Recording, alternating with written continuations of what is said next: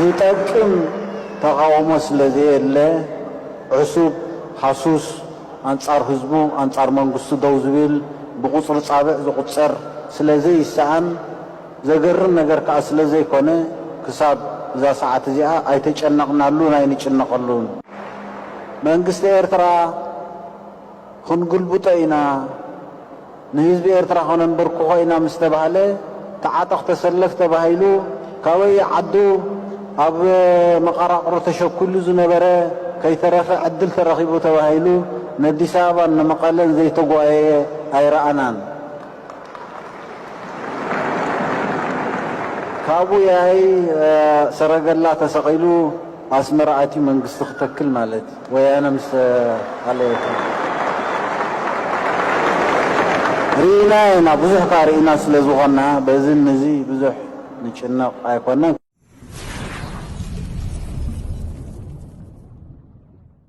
ሳሕል ፕረስ ንዝኾነ ይኹን መንግስቲ ይኹን መንግስታዊ ትካላትን ማሕበራትን ፖለቲካዊ ምንቅስቃሳትን ውድባዊ ምትእኽኻብን በርጌስ ማሕበራትን ወኪሉ ወይ እውን ተኪኡ ዘይሰርሕ ሳሕል ፕረስ ከም ሳሕል ፕረስ ኤርትራዊ ኮይኑ ንሳሕል ፕረስ ጥራሕ ወኪሉ ዝሰርሕ ውልቃዊ ማዕከን ሓበሬታ እዩ ሳሕል ፕረስ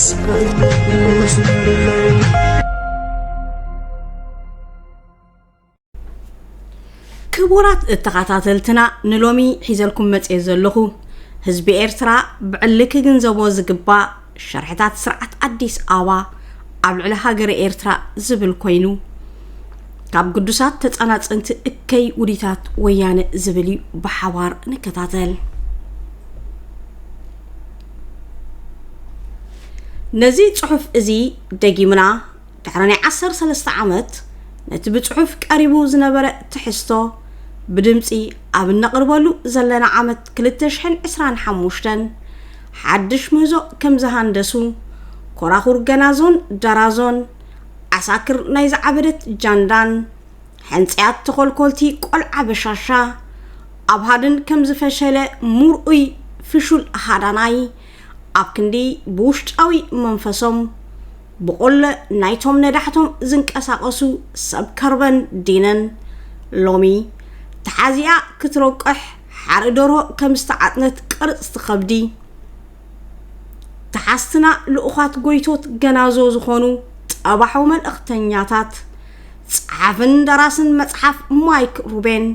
ዲፕሎማሰኛታት አምባሳደር ቲቦር ናጅን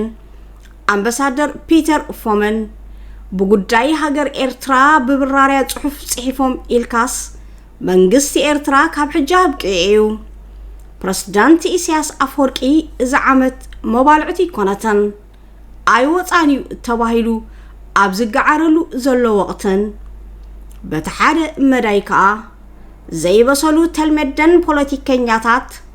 በተልመደን ደረስቲ ዝተዋሃቦም ናይ በታኻት ጽሑፍ ኣብ ደንብ ዝርጋን ኢዶም ንዘይሓወሱ ኣህግራውያን ስሞም ብምብላል ከም ገለ ተተመሲልሎም ሓጓፍ እንተ ተረኽበን እንተ ተመሰለሎም መሳርዕ ወገን ሓይሊ ግንባርን መንግስትን ንምብትታን ክጥቀምሉ በማለት ካብ ማእከል ክልል ትግራይ በተልመደን ደረስቲ ዝተዋሃቦም ድራማ ኣብ ማሕበራዊ ሚድያ ቀሪቦም ሕማቕ ተዋስኦ መደብ ዕልዋ መንግስቲ ኢሎም ኣብ ዘቕርብሉ ዘለው እዋን ምስ ክብረቶም ንዘለው ሓርበኛታት ኣርካናት ገድሊን ጀነራላትን ስሞም ኣብ ዝብልሉ ሁመትን ንዲፕሎማሰኛታት ዝጠቅዕሉን ኣብ ማሕበራዊ ሚድያ ንነጥፊና ዝብሉ ሃገራውያን ነቲ ቀንዲ ንምክፍፋሎም ዝተደርሰ ኣዕናዊ ኣጀንዳ ተቐቢሎም ኣብ ሓድሕዶም ተኻሲሶም መሳርዖም ኣብ ዝበታተኽሉ ዘለው እዋንን ሓድሕዶም ብጸለመን ጽይፍ ስነ ምግባርን ኣብ ዝጠቃቅዕሉ ዘለው ሁመት ነዚ ድርሰት ዝደረሱ ኣካላት ኣብ ክልል ትግራይ መሳርዕ ወያነ ኮፍ ኢሎም ዘመሓድሩ ዘለው ወቅቲ በተሓደ መዳይ መራሒ ናይዛ ገምጃ ሃገር ኢትዮጵያ ቆልዓ በሻሻ አቢ አሕመድ ዓሊ ንኤርትራ ንምውጋእን ብኹናት ገይሩ መንግስት ንምቕያርን ምስራዊ ትእዛዝ ተቐቢሉ ባጫፎርቱ ገይሩ ኤርትራ ታሪኻዊት ጸላኢት ህዝቢ ኢትዮጵያ ኢሉ ኣብዚ ምድረሉ ዘሎ እዋን ብወግዒ ምስ ሃገር ኣዘርባይጃን ን$1.8 ቢልዮን ዕድጎ ወታደራዊ ኣጽዋር ውዕል ከቲሙ ኣብ ዝወድኣሉን 3 መራኽብ ኣዘርባይጃን ኣብ ላዕላዊ ማያት ቀይሕ ባሕሪ ኤርትራ ኣብ ዝተቐየዳሉን ጠለብ ዋንነት ባሕሪ ኣቕሪቡ ኣብ ዝተነጽገሉን መንግስቲ ግብጺ ንመንግስቲ ኢትዮጵያ بقيح بحرن بحث أباين بغربيت هاجر الصومالين أبيلو نزاق جمجع إثيوبيا أبزخر دنلو جيزي جاندا وياني كان مقطعار محدرة والعبشاشا أبزوت ألو وان دنب جنازو ملو وتدرو عموم أبكنات يوكرين أبستمزنلو جيزي حبوب مستنكرون كتابون تكنيكاو مويومن مالومن أبارع كاتلو كتما لوس أنجلوس مول عقمي منجست أمريكا تمزينو أبزتقال علو جيزي وطر منجست أمريكا ترزبت إحو مول عقم أمريكا أبتعزبتي زأتو مدقعتي نؤس حيلي من كسقاس حوتي أبلع الإسرائيل أمريكان أبزعبي لؤوانن منجست إسرائيل نقص على النتهلا ودحنة هاجرو ኣብ ትሕቲ ነባር ስትራቴጂካዊ ድሕነት ምስ መንግስቲ ኤርትራ ሕግብግብ ኣብ ዝብለሉ ዘሎ ወቕቲ መንግስቲ ግብጺ ስትራቴጂካዊ ተሰማዕነታን ላዕላዊ ክብርታታን ኣብቲ ዞባ ንምርግጋጽ ነባር ስትራቴጂካዊ ዲፕሎማሲያዊ ስምምዕ ምስ መንግስቲ ኤርትራ ኣብ ዝሰረተትሉ መድረኽን ስትራቴጂካዊ ፖሊሲ መንግስቲ ኣሜሪካ ኣብ ዞባ ቀርኒ ኣፍሪቃ ብሓድሽ መንፈስ ንምሕዳሱ وب استراتيجيكاوي من قسقاس نمكياد معصو منغستي ኤርትራ بمنغست ግብጺ نمخفاتو ابزحلنلون زصعارلون زلو وقتن منغست سعود عرب نموحاس باب قيح بحري باستراتيجيكاو مدب منغستي ኤርትራ نموحاسو حبراو وتادراون قطباون صطاون سممع قومتن وننت قيح بحري ابزختمالو وان منغستي ኤርትራ مس روسيا كساب وتادراون تكالاوي نيكلاساوي صعاتن كلاول على جزء مايات قيح بحري ኤርትራ نموحاسن كلون تناو وتادراو سممع ابز ختمولون زمدنا تشاينان ኤርትራን قطباون بوليتيكان وتادراون صطاو نبار استراتيجي سممع ابز ختمولو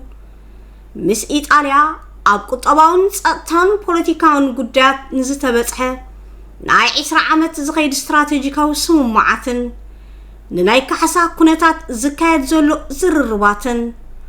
ኩሉ እንትናዊ ዓሙን ወታደራውን ድሕነታውን ስለያውን ሃገረ መንግስቲ ኤርትራ 96.7 ሚእታዊት ዘሚንሉ ኣብ ዘለሉ እዋን ኤርትራ ሓንቲ ካብተን ጸሎትን ተፈራዕትን ሃገራት ናይ ዝኸባቢ ጥራሕ ዘይኮነ ኤርትራ عند خبطو قوامتي يونيبولار سيستم انكو قطراو سرعات كوينا بقندو خا كابتوم كاندي قلاسيت مالتي بولار سيستم حبرو بزحنتاو سرعات التختلن التقدمن اب احقراو زمدناتات عالمنا يخون ودب حبرات هاقرات بايتو تصطان زي كم تمالي صلو ان تسمعنتان سماي عريقلو ابزلو وان يترف تماري مزخلو تصابو علمو زي مخني اقداتات تدغاغامو كناتن زترائن زي ترائيون استات 14 ناي علوا فتنتاتن البزي بلوم قطرتات نسبه سلطانات منغستن بريزيدنتن زتحقنن زمخنن ناي قنصلا فتنتاتن زخونه قطباوي منقسقاس كيتكايد طرح زيكونه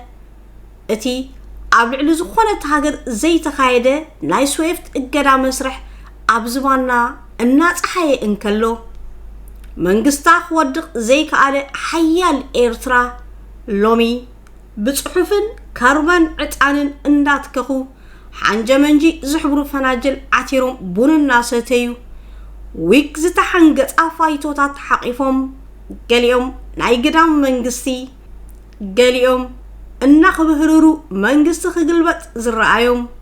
زهرات عزيزان أختيلهم مس براد شارمان نحوار سئلي بموسادهم كلتا حديهم نزقربالهم فايتوت زنافقه اتحاده خا نزقربالو فايتوت كستمقر ناي بالتازار زتغيرو دبلوماسيات امباسادر تيبور ناجن امباسادر بيتر فامن اب اكس تويتر بمصحفهم مقيار وي مودق منغست إيرترا كون زخون زمسلم مثل زايم زحادرو قعقعوان ام نرئلو زلنا اوانينا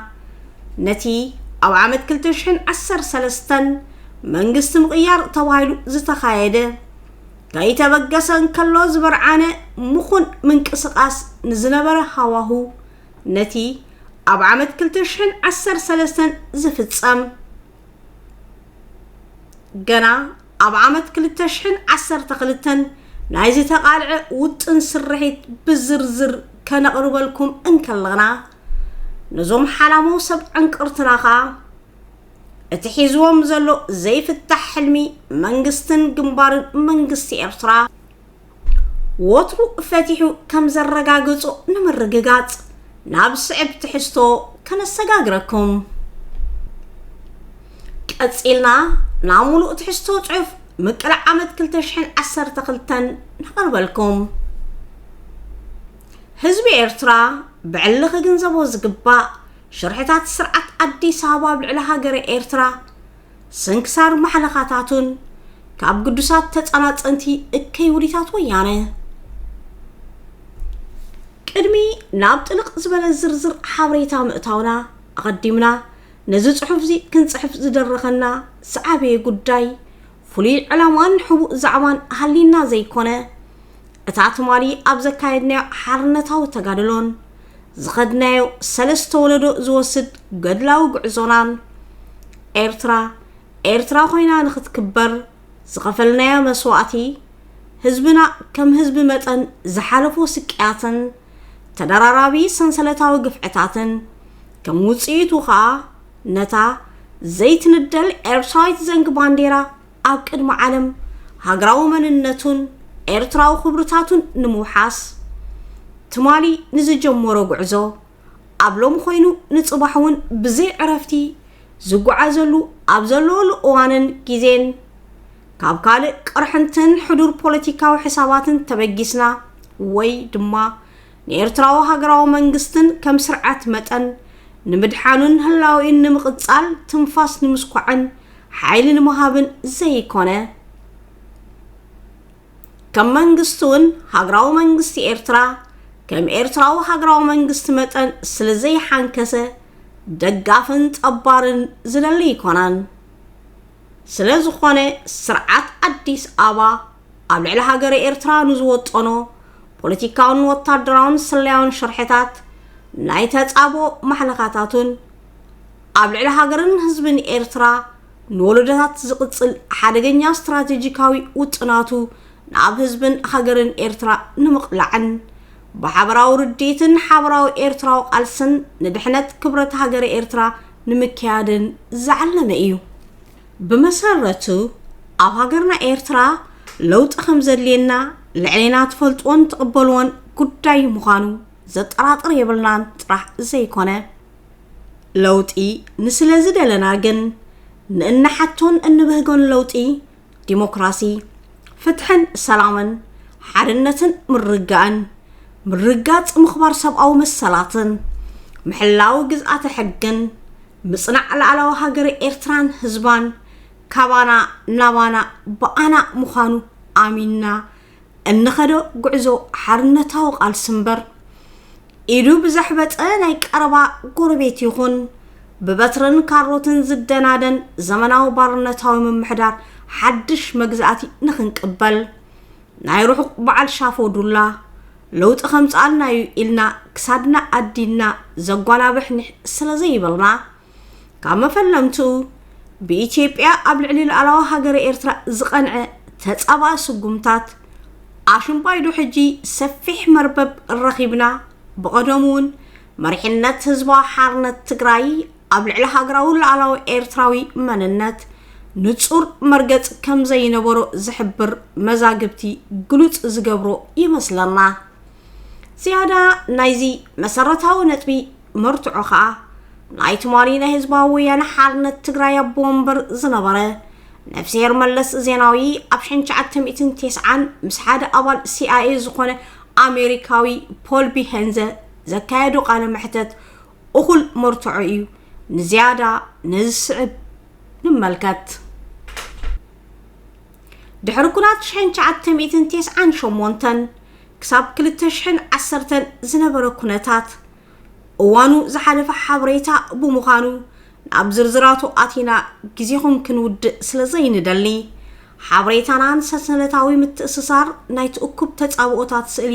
ንምትሓዝ ብዝፈተነ መልክዑ ቁኑዕ ስእሊ መታን ከነትሕዘኩም ብእንኽእለሉ መዳይ ንዝርዝራቱ ነቕርበልኩም ሰናይ ናይ ምክትታል መደብ ወይ ግዛብ ዕዲ ዝቁጥር ሓደራ ክብሎ እንደሊ ነገር እንተሃልዩ ኣብ ማዓልቱ ዘይቅላዕ ሳግላን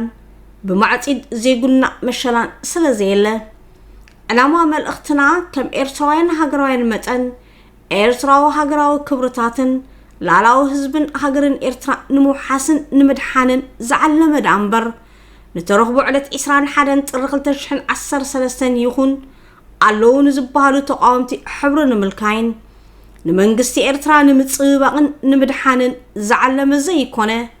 ንውሽጣዊ ናይ ተጻብኦ ሽርሕታት ስርዓት ወያነ ንምቕላዕ ዘነጻጸረ ምዃኑ ብትሪ ከነነጽር ንደሊ መደባት ናይ ግዳም መንግስቲ ሙቃም በመንግስቲ ኢትዮጵያ ካብ ውሽጣዊ ሕሳብ ኣብ ኤርትራ ናይ ግዳም መንግስቲ ንሙቃም ካብ ዝነበራ ጥሙሕ በመበጋስ ኣቐዲማ ንብዙሓት ተጋደልትን ሓፋሽ ውድባት ህዝባዊ ግንባር ዝነበሩን ክትረክብ ፈቲና ጥራሕ ዘይኮነ ብመሰረት ናብ ነዊሕ ዕላማ ዘንቀደ ሕሳባታ ተበጊሳ ዝወደበቱ ኣካይዳ በኣብ በልጅም ዝቕመጥ እማሃ ዶሞኒካ ዝተባህለ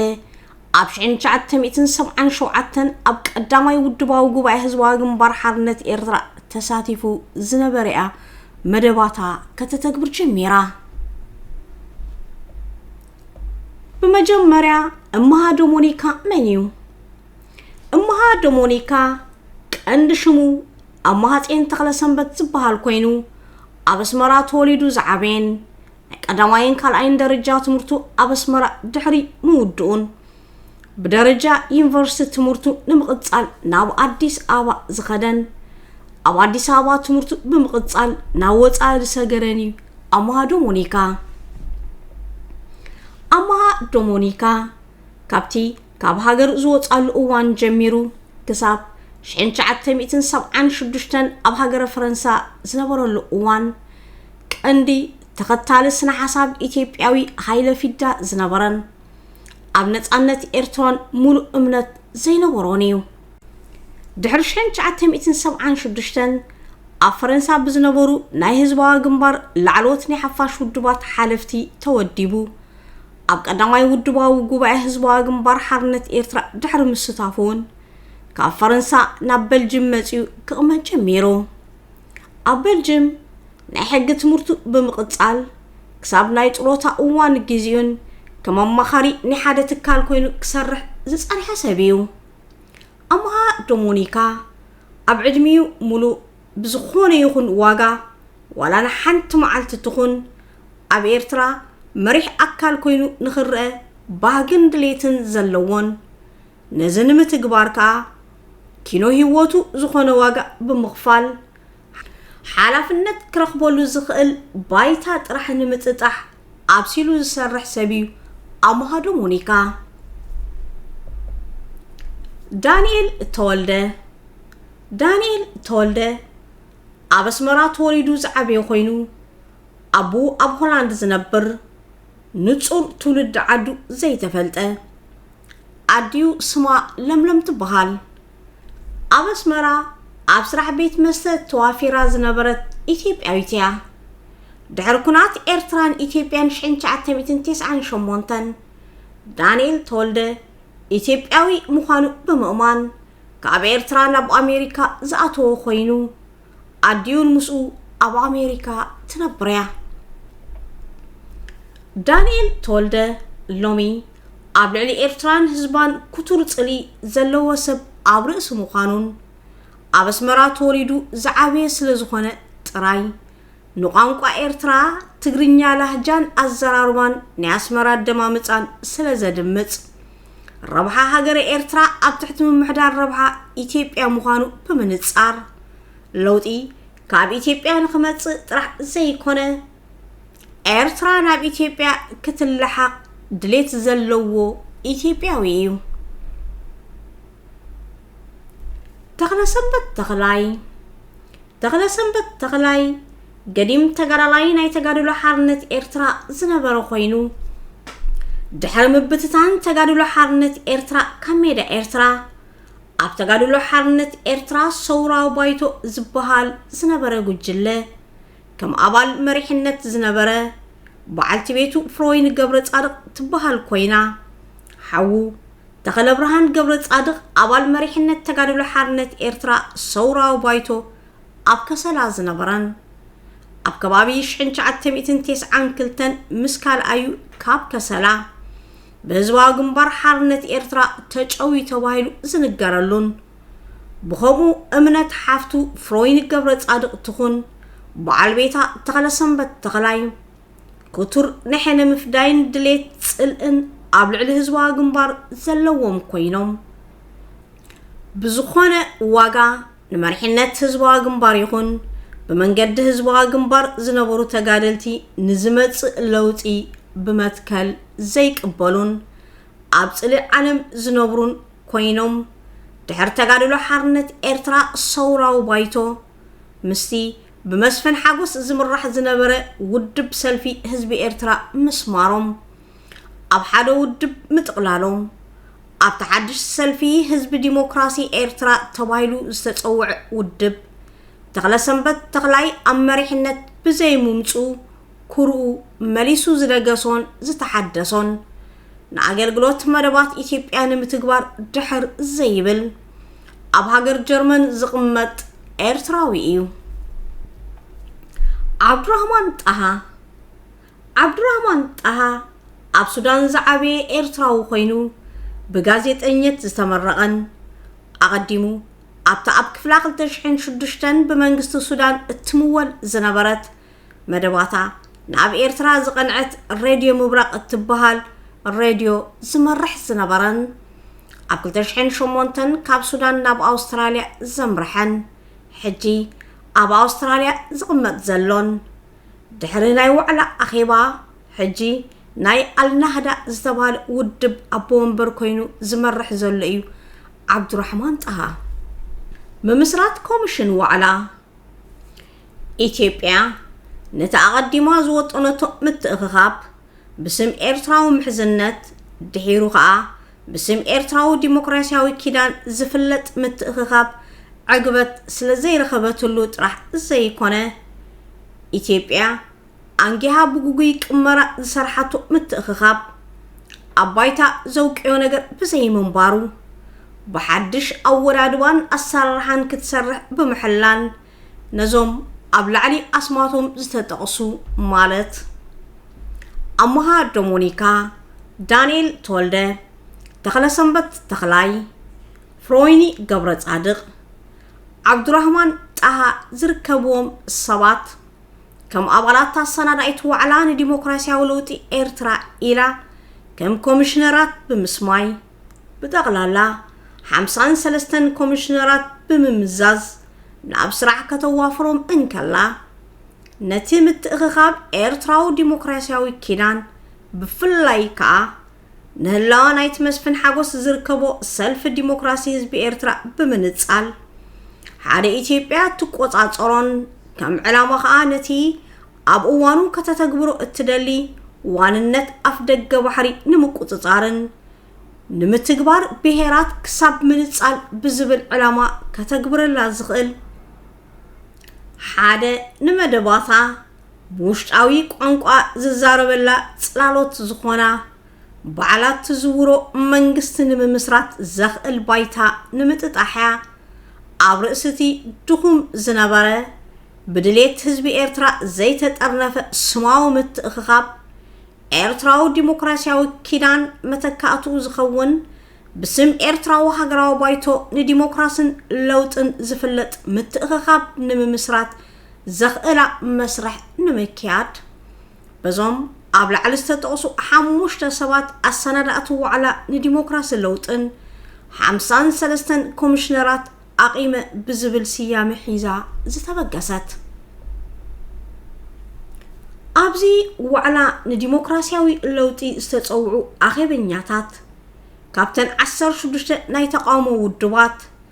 ሰልፊ ህዝቢ ንዲሞክራሲ ኤርትራ ማለት መስፍን ሓጎስ ብመሪሕነት ደረጃ ዘለዎ ብክልተ ነጥብታት ዝተመርኮሰ ካብ ምስታፍ ኢዱ ስሒቡ እዚ ማለት ከዓ ክልተ ነጥብታት ብምቕራብ እዩ ካብ ምስታፍ ስሒቡ ቁጥሪ 1 ናይቲ ዝካየድ ዋዕላ ዝለዓለ ላዕለዋይ ኢድ ክሕዝ ብዘይምኽኣሉን ብጠለቡ ናይ 27 ወንበር ስለዘይተወሰኾ ክኸውን እንከሎ ክልተ እቲ ዝካየድ ዋዕላ ዋንነቱን ኣጀንድኡን ብመን እዩ ዝብል ሓሳብ ብምቕራብ እዩ ካብ ምስታፍ ናይቲ ዋዕላ ዝሰሓበ ምስሓብ ሰልፊ ህዝቢ ዲሞክራሲ ኤርትራ ቀንዲ ዘይምትእማን ኤርትራዊ ዲሞክራሲያዊ ኪዳን ኮይኑ ብምርካቡ ኢትዮጵያ ነቲ ዝካየድ ዋዕላ ንዲሞክራሲያዊ ለውጢ ብገንዘብ ጥራሕ ዘይኮነ እንኮላይ ብናይ ግዜ መቐን ባዕላ ክትዝውሮ መዲባ ጥራሕ ዘይኮነ ነቲ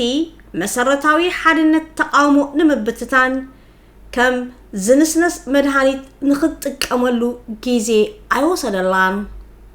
ስለዝኾነ ከዓ ነቲ ዝካየድ ኣኼባታት ዝቆፃፀሩ ሰበስልጣን ብምምዛዝ ማለት እዞም ዝስዕቡ ቀዳማይ ሕቡር ገብረኺዳን ኣቐዲሙ ነቲ ብሰንዓ ፎርም ዝተመስረተ ኤርትራዊ ዲሞክራሲያዊ ኪዳን ዝቆፃፀርን ኣልያ ብምካያድ ንቐንዲ ዕላማታት ወያነ ኣብ ውሽጢ ኤርትራውያን ንምትግባር ዝተመዘዘ በዓል ስልጣን ወያነ እዩ ክልተ ሞኽታር ከድር ናይ ሕጂ ከም ካልኣይ ምክትል ቀዳማይ ሚኒስተር ኢትዮጵያ ኮይኑ ተሸይሙ ዘሎ ኣብ ወፃኢ ሃገራት ብተቃውምቲ ውድባት ንዝካየድ ኩልንትናዊ ንጥፈታት ዝቆፃፀርን ዝኣለን ኣብ ወፃኢ ሃገራት ብተቃውምቲ ውድባት ኤርትራ ኣብ ዝካየድ ፌስቲቫላትን በዓላትን ንወያነ ወኪሉ መደረታት ዘስምዕ ሓፈሻዊ ግዳማዊ ክውንነት ዝቆፃፀር እዩ ሰለስተ ሬድዋን ሁሴን ኣብ ወፃኢ ሃገራት ኮይኖም ንኣካይዳ መንግስቲ ኤርትራ እናተቃወሙ ንምትእትታዊ መንግስቲ ወያነ ብተሪር ዝኹንኑን ንዕላማታት ወያነ ዝዕንቅፉ ኤርትራውያን ወገናት ምስ ደንበ ተቃውሞ ብምዃንን ናይ ምፍርራሕን ናይ ተነፅሎን መንገዲ ዘካይድን ኣብ ወፃኢ ሃገራት ንዝተመልመሉ ኤርትራውያን ሰለይቲ ስርዓት ወያነ ኩነታቶም ዝከታተልን መምርሒታት ዝህብን እዩ 4 ጀነራል መስፍን ኣማረ ኣብ ምምስራት ኤርትራዊ ኮሚሽን ዋዕላ ንዲሞክራሲያዊ ለውጢ ንደንበ ተቃውሞ ኤርትራ ንኽመርሕ ካብ ሕቡር ገብረኺዳን ናይ ኣልያ ጉዳይ ሓድሽ መሪሕነት ዝተቐበለ እዩ 5 ሚኒስትሪ ዜናን መራኸቢታትን በረኸት ስምዖን ብትውልዱ ኤርትራዊ ኮይኑ ዓባይ ጎንደር እዩ ኣብ ምምስራት ኤርትራዊ ዋዕላ ንዲሞክራሲያዊ ለውጢ ቀንዲ ተቆፃፃርን መሪሕ ኣካል ኮይኑ ዝሰርሕ ዘሎ ላዕለዋይ በዓል ስልጣን እዩ ጥራሕ ዘይኮነ ነቲ ቀንዲ ምስዋር ናይ ብሄርን ሃይማኖታዊ ግርጭት ናብ ኤርትራ ንምንኻስ ቀንዲ መምርሒ ብምሃብ ዝሰርሕ ዘሎን ወደብ ዓሰብ ከም ልሰያ ኢሉ ካብ ዝፍክሩ ሰበስልጣን ሓደ እዩ 6 ስብሓት ነጋ ቀንዲ ንጉዳይ ኤርትራ ብሓላፍነት ሒዙ ኣብ ምምስራት ውድባትን ፍቃድ ዝህብን መምርሒታት ሂቡ ፕሮግራማት ናይተን ውድባት ዝሰርዕን ብፍላይ ነተን ቀንዲ ባዕሎም ዝቆፃፀርዎን ውድባት ባዕልመን ክመርሕዎን ከም ዘለዎም ዝምድብ በዓል ስልጣን እዩ 7 ኣባይ ፀሃየ ኣብዚ ሕጂ እዋን ነተን ተቋምቲ ውድባት ወያናዊ አይዲዮሎጂ ከተግብራ መምርሒታት ዝህብን ውሽጣዊ ምምሕዳራዊ ጉዳያት ዝከታተልን ዝሰርዕን በዓል ስልጣን እዩ። ሸሞንተ ኢሳያስ ወልደ ገርግሽ እዚ ቀንዲ ናይ መንግስቲ ኢትዮጵያ ላዕለዋይ ናይ ስለያ ሓላፊ ኮይኑ ካብ ዓድዋ ዝተወልደ ኮይኑ ብልዕሊ እኳ ሓደ ጌታቸው አሰፋ ዝበሃል ላዕለዋይ ሓላፊ እንተሃሎ ቀንዲ ነቲ መሓውራት ስለያና ኤርትራውያን ካብ ዝቆጻጸሩን አኼባታት ክካየድን ከሎ ነቲ አኼባ ይኹን ዋዕላ ዝካየደሉ አዳራሻት ብዘመናዊ መሳርሒታት ሪከርድ ብምግባርን ሕቡእ ናይ መቅድሒ መሳርሒታት ብምውዳድ ንነፍስ ወከፍ አባል ተቃውሞ ብደቂቕ ካብ ዝከታተሉን ንዝተዘርበ ዘረባ ጥራሕ ዘይኮነ ንውልቃዊ ርክባት ከይተረፈ ዝጠልፍ በዓል ስልጣን ሓደ እዩ። ትሽዓተ ሚኒስትሪ ወፃኢ ጉዳያት ኢትዮጵያ ቴድሮስ አድሓኖም አቀዲሙ ሚኒስትሪ ጥዕና ዝነበረ ኮይኑ ከም ዝበሃል እዙን ብትውልዲ ኤርትራዊ ተባሂሉ ዝንገረሉ ኮይኑ ኣብዚ ሕጂ አንጻር ህዝብን ሃገርን ኤርትራ ዝካየድ ዘሎ ናይ ተጻብኦ መስርሕ ሰባት ኣብ ምምዳብን መምርሒ ስራሕ ኣመሃብን ዝነጥፍ ዘሎ በዓል ስልጣን እዩ። ኣብቲ ብዘመናዊ ናይ ኮምፒውተር ናይ ክትዕ ባይታ ዝካየድ ፓልቶክ ዝበሃል መራኸቢ ብዙሃን ኮይኑ ዘገልግል ዘሎ መካትዒ ባይታውን በመንግስቲ ኢትዮጵያ ዝተዋፈሩ ናይ ወያነ ተጋደልቲ ዝነበሩን ጽቡቕ ምልከት ናይ ኤርትራ ቋንቋ ብፍላይ ናይ አስመራ ላህጃ አዘራርባ ዝጥቀሙ ቆንስላዊ ጉዳያትን አምባሳደራትን ዝተሳተፉውን ኣለዎም። ነዚኦም ካ ከም ተወሰኸ ስራሕ ብቆንስላዊ ጉዳያት ኣቢሉ ይከታተሎም። 10 ሓደ ካብዚኦም ኣብ አስመራ ቆንስላዊ ጉዳያት ኢትዮጵያ ዝነበረ አኽሊሉ አብርሃ ዝተባሃለ ኣብ አስመራ ኣባሻወል ተወሊዱ ዝዓበ ሕጂ ባርከስከሰ ተባሂላ እትጽዋዕ ዘላ ቀደም ብባር ኢትዮጵያ ትፍለጥ ዝነበረት ኣብ ጎኒ ካልኣይ መደበር ፖሊስ ዘላ ቡና ቤት ዋንነት ስድራ ቤቱ መንባራ ዝፍለጥ ኣብዚ ሕጂ እዋን ኣብ ሕብራት መንግስታት ኣሜሪካ ቆንስላዊ ጉዳያት ኮይኑ ዝሰርሕ ዘሎ እዩ። 11 ሃብቶም አብርሃ አቀዲሙ ኣብ ሆላንድ ቆንስል ኢትዮጵያ ኮይኑ ዝሰርሕ ዝነበረን ናይ መላእ ኤውሮጳ ኢንተልጀንስ ናይ ኤርትራ ኮይኑ ዝሰርሕን ድሕሪ ምዕጻው ኤምባሲ ኢትዮጵያ ኣብ ኔዘርላንድ ኣብዚ ሕጂ እዋን ኣብ ሃገር እንግሊዝ ቆንስል ወያነ ኮይኑ ዝሰርሕ ዘሎ ሓደ ካብ ተሳተፍቲ ፓልቶክ ኮይኑ ባዲው ካብ ኤርትራ ዝውለድ እዩ። ዋዕላ አቃቂ ኣብ ኢትዮጵያ ክካየድን ከሎ ኣብ ላዕሊ ኣስማቶም ዝጠቐስናዮ 5 ኤርትራውያን ኮሚሽነራት ተባሂሎም ዝተመዘዙን ዋዕላ አቃቂ ኣብ ኢትዮጵያ ክካየድን ከሎ ኣብ ላዕሊ ኣስማቶም ዝጠቐስናዮ 5 ኤርትራውያን ኮሚሽነራት ተባሂሎም ዝተመዘዙ ብዝመርሕዎ ኣኼባ 1600 ሰባት ዝተሳተፍዎ ኣኼባ ክካየድን ከሎ ነቲ ኣኼባ ዝመርሖ እማሃዶ ሞኒካኳ እንተነበረ እቲ ቀንዲ ኣጀንዳ ብምውፃእ ንኹሉ መዳያት ዝህንድሶ ዝነበረ ሚኒስትሪ ዜናን መራኸቢታትን ኢትዮጵያ በረኸት ስምዖን ነይሩ። ኣብታ ኣኼባ ዝነውሐ ግዜ ዝወሰደ ሕቶ ኸኣ ኣብ ኤርትራ በትሪ ስልጣን መንግስቲ ሒዙ ዘሎ ሓይሊ መን እዩ ብኸመይከ ንግለጾ ኣብ ዝብል ነጥቢ ነይሩ። ኣብዚ ኸኣ ትመልሲ ኣብ ኤርትራ ምልካዊ ስርዓት ጥራሕ ዘይኮነ ብሄራዊ ጭኮና እንኮላ እዩ ዘሎ። ስለዝኾነ ኸኣ ህዝቢ ኤርትራ ብናይ ከበሳ ክርስቲያናዊ ሓይሊ ብሄረ ትግርኛ እዩ ዝግዛእ ዘሎ። ህዝቢ ኤርትራ ኸኣ ካብዚ ጭኮና እዚ ክገላገል እንተኮይኑ ትምክሕቲ ህዝቢ ከበሳ ብፍላይ ትምክሕቲ ብሄረ ትግርኛ ክርስቲያን ክስበር ኣለዎ ናብ ዝብል መደምደምታ ክበጽሑ ከም ዘለዎም ተገይሩ። ነቲ መግለጺ ንምርጓድ ከዓ ገዲም ተጋዳላይ መምር ተስፋ ዘውደን ኣብ ዓዲ እንግሊዝ ዝምቕማጦም ኣቶ ሃብተማርያም አብርሃ ዝበሃሉ ሽማግለን ብስም ብሄረ ትግርኛን ህዝቢ ከበሳን ነቶም ኣባላት ካልኦት ብሄራት ኤርትራ ዝኾኑ ተሳተፍቲ ዋዕላ ይቕሬታ ክሓቱን ከለው ቅድሚ እዚ ኣኼባታት ዋዕላ አቃቂ أقدمو بإثيوبيا أم مقالة نايتن بهيرات كسع من الصال بزبل سنة حساب ويانة زنك أساقسو ودوات وطرح هذا ديمقراسياوي من قصقاص حارنت كناما كلتا ديمقراسياوي من قصقاص حارنت عفار سلسة ديمقراسياوي من قصقاص حارنت ساهو 4 ديمقراسياوي من قصقاص حارنت بلين زركبهم أما قال أخيبا كايدن كلو نت من قصقاص بألاينت ويانه حدا ناي بروفيسور نت معرق زلو بروفيسور جوزيف ماغنيت زبال كنداوي بحتو بهرات كسع من تصالن اتغاغبرو انزبل سفيح استمهرو هيبو نيرو اتي بروفيسور جوزيف ماغنيت اما قال زهابو استمهرو كم بحدش ابتي اباقاقي استخايده وعلان ديمقراسياو لوطي بسفيح كم زدغمو تكيرو بروفيسور جوزيف ماغنيت ابستمهرو بير عفار بمنغستي إرترا أزيوم كمستوصعون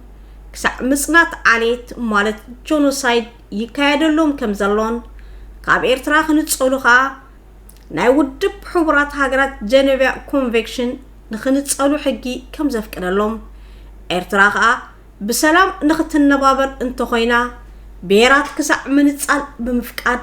بفيدراليزم كتمرح طرح كمزلوا أستمرو كهبن كلو بدليت تساتفتي زي كونه نبتو على آتيو بفقادن تأزازن إثيوبيايو نبتا أدراشو على آتيو نزدوها بطلقو زكايرو أبزي مود أتعامد كلتشحن 10 تقلتن كا أبشودن أبزكايرو ناي ديمقراسياو من كسقاس حارنت عفار وعلا منغستي إرترا أب أهقراو بيت فردي ICC كخصو مخانون بير عفار كساب زنتسأل كا كسع مفتصمتا كسرح مخانو قريص الله دحرو على إرتراو ديمقراسياو لوطي وعلى ناي مهرات توهايلو استتصوع أخيبا تخايدو نابزا أخيبا مهرات توهايلو مستساتفو بجكا قالو وحودات بولنتهم زي كونه بحريوياريم تساتيفهم أبتي بسم مهرات استخايد وعلى مهرات توهايلو استتصوع أخيبا كم سكرتاريات كوينا زكايدتو رتباتا اتبهال من السي عدم زلوا تغمائيت كتما فرانكفورت جرمانيا نيرا ابتي ناي مهرات استبهال اخيوا زتل على حتو انتهاليو تمساسالي نايتي او على اقاقي استخايدو كانتو هونه لعلو كلو نتا اخيوا زقلسو زنبرون بتمساسالي منيستر مرخبيتات ويانه بركت سموني نيرو ازي بقول باب مهرات استتصوعوا على خا نتاقدمو استخايدو على ديمقراسياو لوطي دقف نمهابن نتي او على استلعله تمكحت كبسا كسبرالو سبل مغلصي بإرترايان مهرات تجمجمو كمستعرم نممسالن نتزقصل ممسرات هاغراو بايتون ديمقراسياو لوطن بايتا نمدمدامن توايلو يتخايدو أبزون أجندا بويانة تسناديو توهيبهم كاتيلو زتخايد مسرح نقصالي ممسرات ناي قدام منغستي بزطعم أولادبا زقومه كبورات تخاتاتلتي سحل برس ميديا نلومي حيزلكم مصي زنبركو أبزي ودي اللخو أب ناي صباح مدباتنا دماني اتقصيلو زتخايد مسرح نقصالي ممسرات ناي قدام منغستي زبل بزعبو حيزلكم كمصي كسع صباح جن سسنايو نعكم كبرات تخاتاتلتي سحل برس ميديا لايك كومنت شير جبر متان كل سب نخبصخا كلاتكم لايك ناغوركم كتعزوقا بس اقطام زي زخاغر كسعنا يصبح مدباتنا نرخبكا سسناي نعكم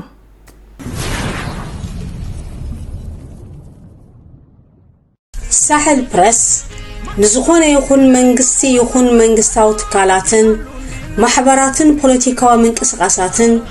ودباو متخخابن برجس محبراتن وكيلو ويون تكيو زي سرح ساحل برس كم ساحل برس إرتراو خوينو نساحل برس راح وكيلو زسرح ولك أو معكن حابريتايو ساحل برس